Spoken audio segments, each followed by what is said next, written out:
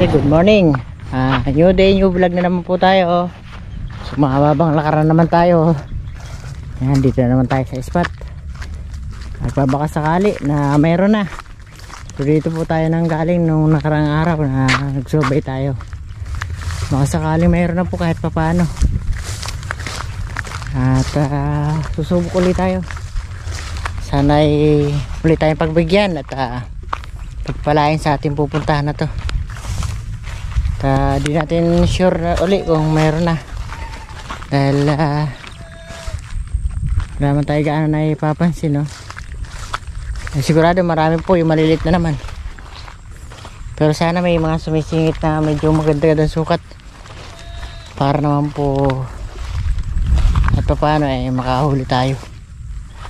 Dami po, liliit. Sana may ekstrang malaki. Mahuli natin. So ayan, at hanap-hanap na tayo mga kadiskarte para medyo makahuli tayo kahit pa paano.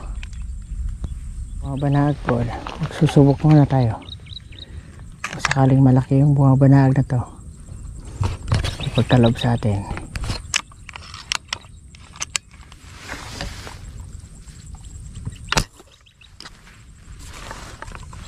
Uy, oo ng blessing, nadali.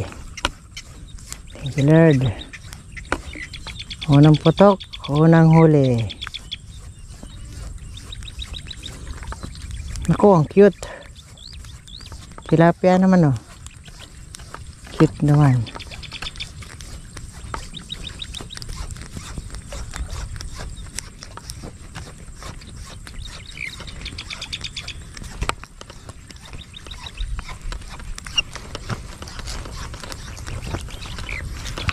Ang cute naman pala. 3 fingers.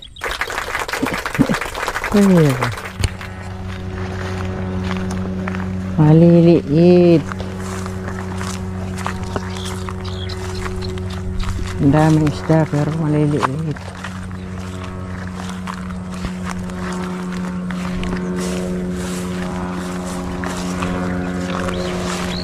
Maliliit. At tayo ba spot? Hindi tayo pwedeng magtagal dito, puro maliit pa nakikita natin kahit mga tilapia. So yung madalag sana malaki, kaso di nagpakita. Tagal ko inaabangan. Laki sana yun, manghili na yun. Yun lang sana nagpahuli, magandang ulam na yun.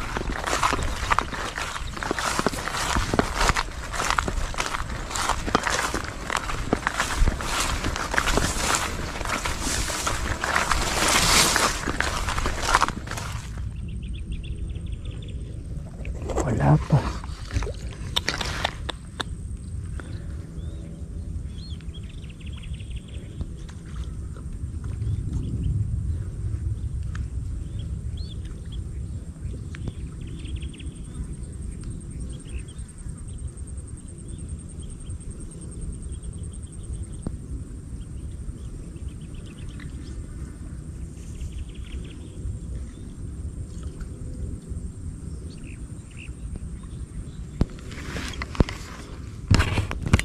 Dami isda.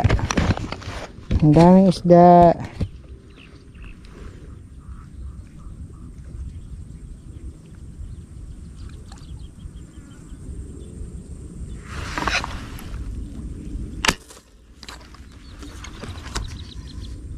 Huli. Huli siya. Walang alam kung malaki. Parang silver to na malaki-laking bagya.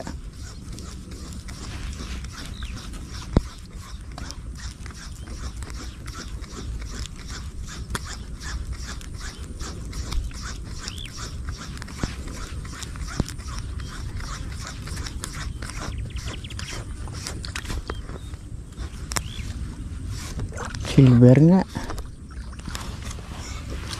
Tilapia. Tilapia pala. Good size na.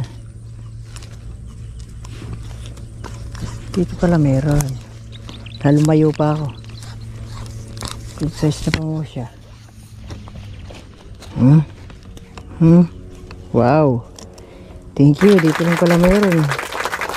Napakalayo pang pinuntahan ko. Dito muna tayo tsaga-tsaga.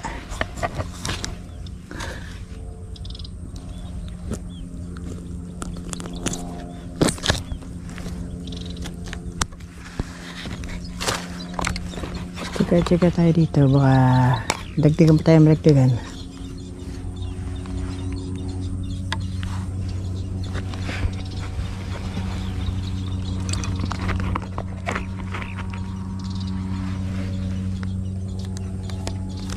Sabi lang init dito, sayang ang laki lang po nung isang tilapia, hindi natin naputukan.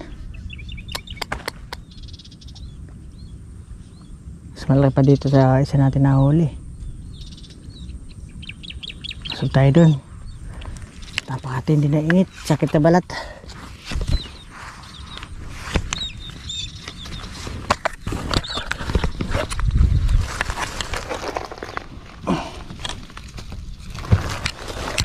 Masog tayo, kadali pa tayo sa unahan.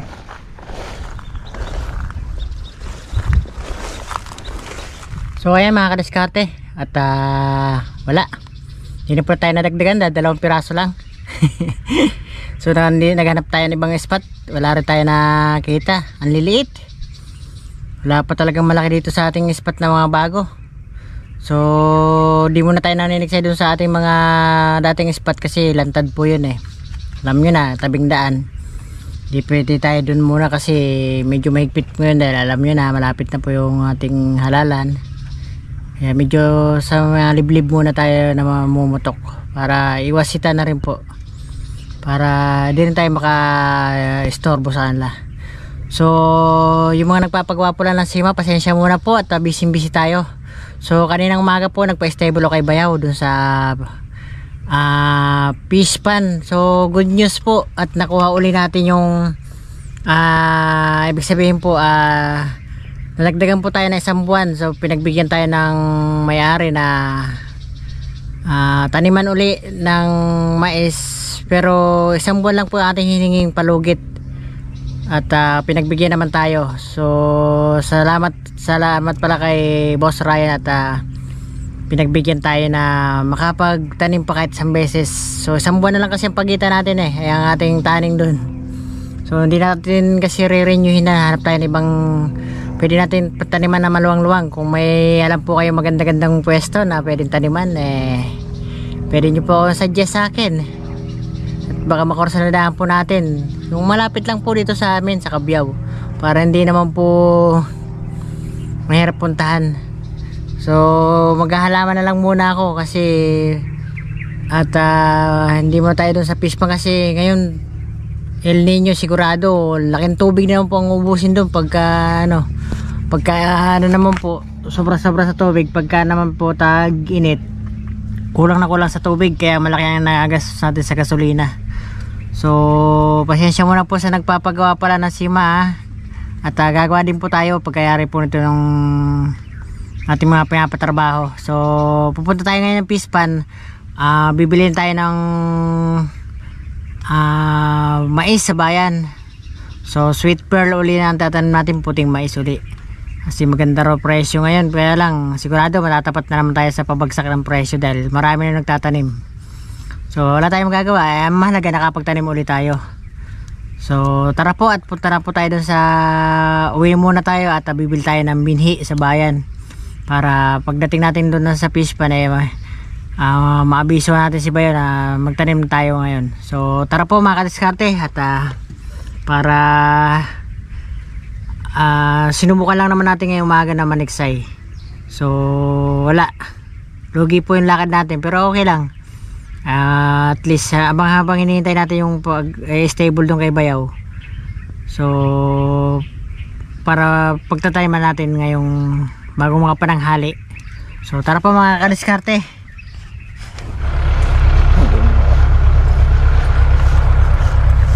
Ayan, so ayan mga kadiskarte, good news po, at pinayagan ulit tayo magtanim ng isang beses pa. Kaya sosobra tayo ng isang buwan sa may-ari. Buti lang po at na-arbor natin yung isang buwan. So ayan, magpapatay ulit tayo kay Bayaw. Kahit na makabawi man lang kahit na konti.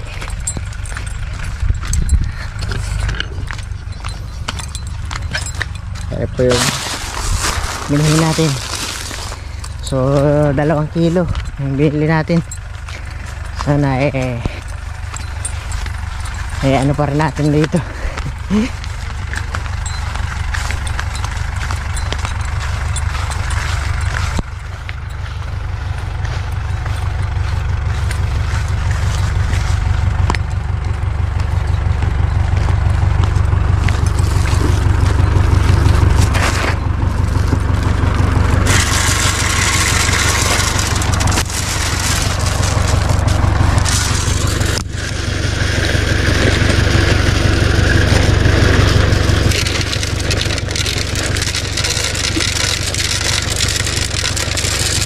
Ito diretso ang tara.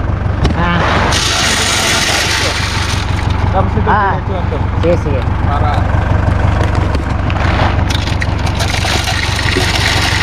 hati-hati.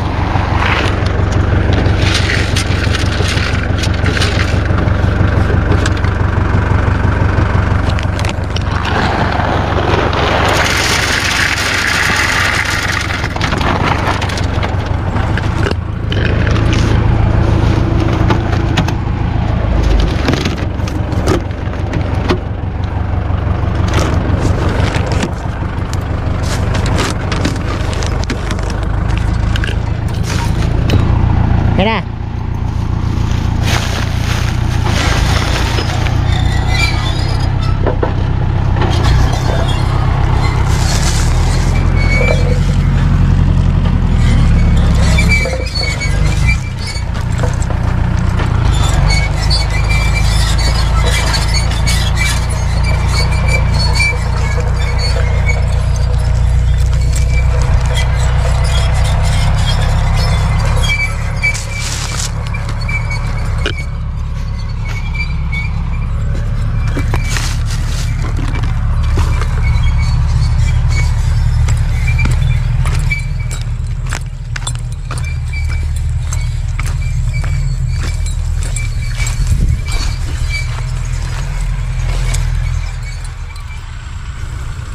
Ito lang po't napapayag ko kung natin yung may-ari na tayo ay muli magtanim kahit na tapos na po tayo sa buwan. So kahit na tapos na tayo sa buwan, buti pumayag ko po yung may-ari na taniman natin. So humingi tayo ng isang buwan na palugit para kahit pa paano man lang makuha natin yung gastos natin. Sa nakaraan natin nalugi tayo nakaraan dahil nga umurong yung bunga, tsaka maraming namatay ng tubig kasi sakong maulan po yung inabutan po yung ating tanim. Sana makabawi ito ngayon. Ang ganda pa naman ang mais po ngayon ng presyo sana. Kaya lang wala pa tayo tanim. Matagal na po ito nakaroto kaso hindi po natin dalawang beses na po naroto ni Bayaw ito, kaya lang ulan po nagtutubig kaya hindi natin pwede siyang taniman ng taniman. Matataniman dahil mamamatay lang po.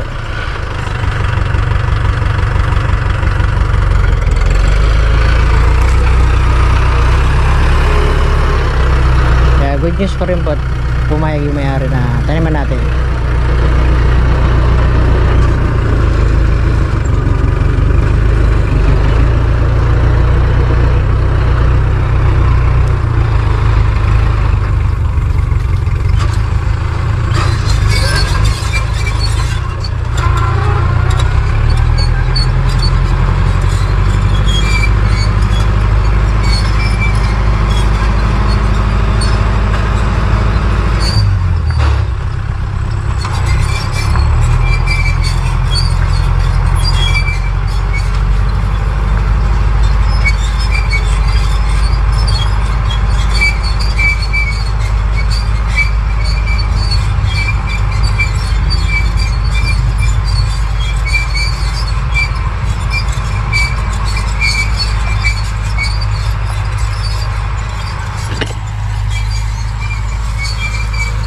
spray tayo ng gilid yan para yung damo matay po.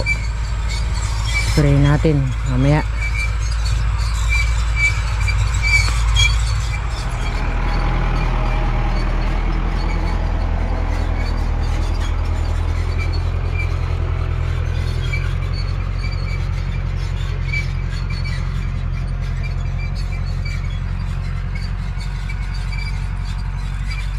Sana po kumita na tayo dito at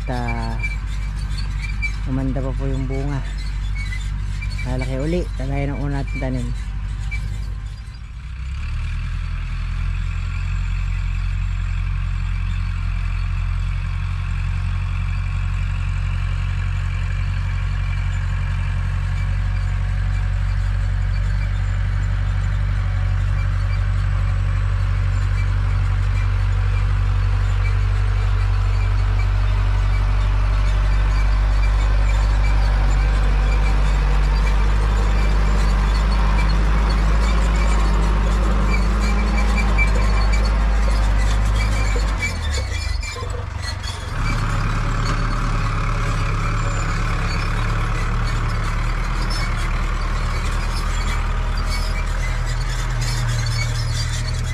Dahil nakalabas, okay, tatanim natin ulit.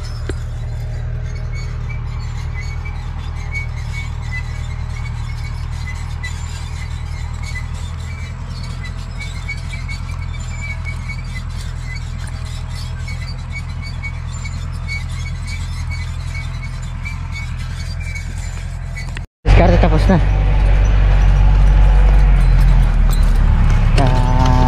Tingnan natin kung mayroon pa natira sa atin na ano pang hulip.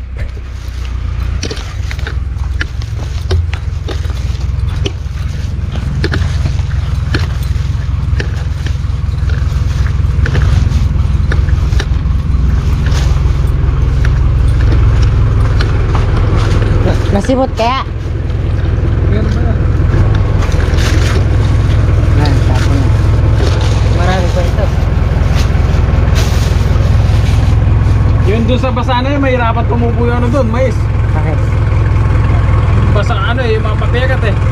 Paghanap yun. Matigas yun. Pulutin na lang mo. So ay mga kadiskarte, dahil hapon na po at ngayon naman tayo ay magi-spray ng pangdamo. Yan, may lagyan ko na ng matabang panghalo sa pang-spray. So ayan po yung ating gagamitin. Na yung tira po natin kung konti nung nakaraan natin ng spray. So spray natin mga gilid para mawala po yung damo, hindi po tubuan. So ayan, gagayak lang natin to.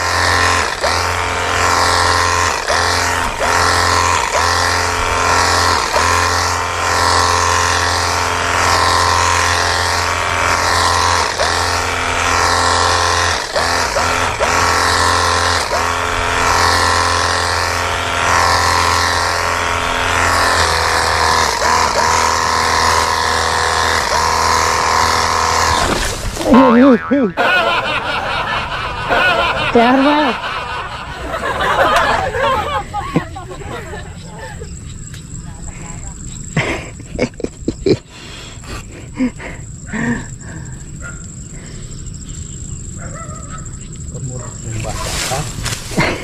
Nasit yung pa ako eh. Ito lang, sinilas ko. Bush na. Nasit pa ako. Tubig na pala. Yeah. Tubig na pala yun.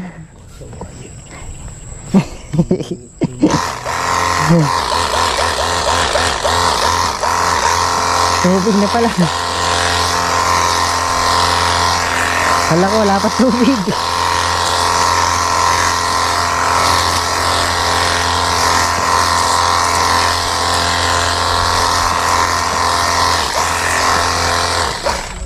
Ha? Yan makaantos doon.